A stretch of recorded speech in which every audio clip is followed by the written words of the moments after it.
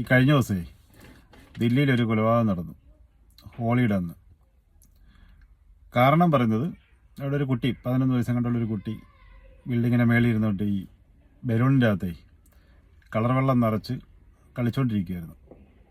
അത് കയ്യിൽ നിന്ന് താഴെ പോയിട്ട് അത് താഴെ ഇന്ന സ്ത്രീയുടെ മേലെ വീണു.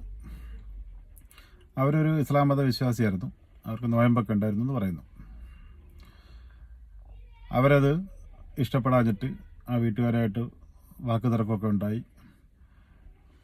ഇത് കഴിഞ്ഞിട്ട് ഈ കുട്ടിയുടെ ബ്രദർ പുറത്തെങ്ങാണ്ട് ഹോളിയൊക്കെ ആവശ്യിച്ചിട്ട് വീട്ടിലേക്ക് വന്ന സമയത്ത് ഈ കളർ വെള്ളം മേത്ത് വീണ സ്ത്രീ അവരുടെ കുറേ ആൾക്കാരെയൊക്കെ കൂട്ടി അതിനെ ചോദ്യം ചെയ്തു.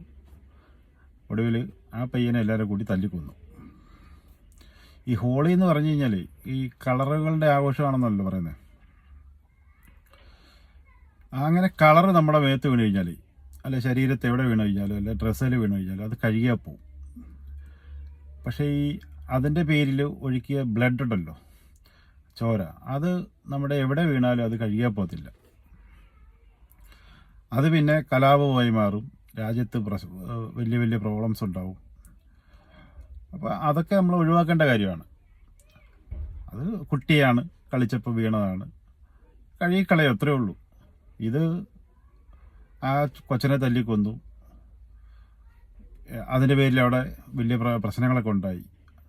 അത് മറ്റ് സംസ്ഥാനങ്ങളൊന്നും പടരാൻ നോക്കുമെന്ന് വെച്ചാൽ അവിടുത്തെ സർക്കാരിൻ്റെ ഇതുകൊണ്ടാണ്. അത് പടർന്നു കഴിഞ്ഞാൽ പിന്നെ നമുക്കൊന്നും കൺട്രോൾ ചെയ്യാൻ പറ്റത്തില്ല.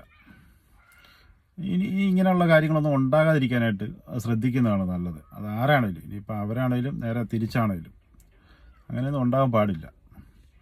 അപ്പോൾ കലാപങ്ങൾ കുറേ നാളായിട്ട് രാജ്യത്തില്ല. ഇതൊക്കെ ചെറിയൊരു കാരണമാണ്, ഇതൊക്കെ മതി. ഇതങ്ങ് ആളി പടർന്നു കഴിഞ്ഞാൽ പിന്നെ കൺട്രോളൊന്നും ചെയ്യാൻ പറ്റത്തില്ല.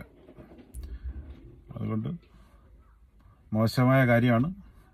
ഇനി ഇങ്ങനെ ഉണ്ടാകാതിരിക്കാനായിട്ട് എല്ലാവരും ശ്രമിക്കുക.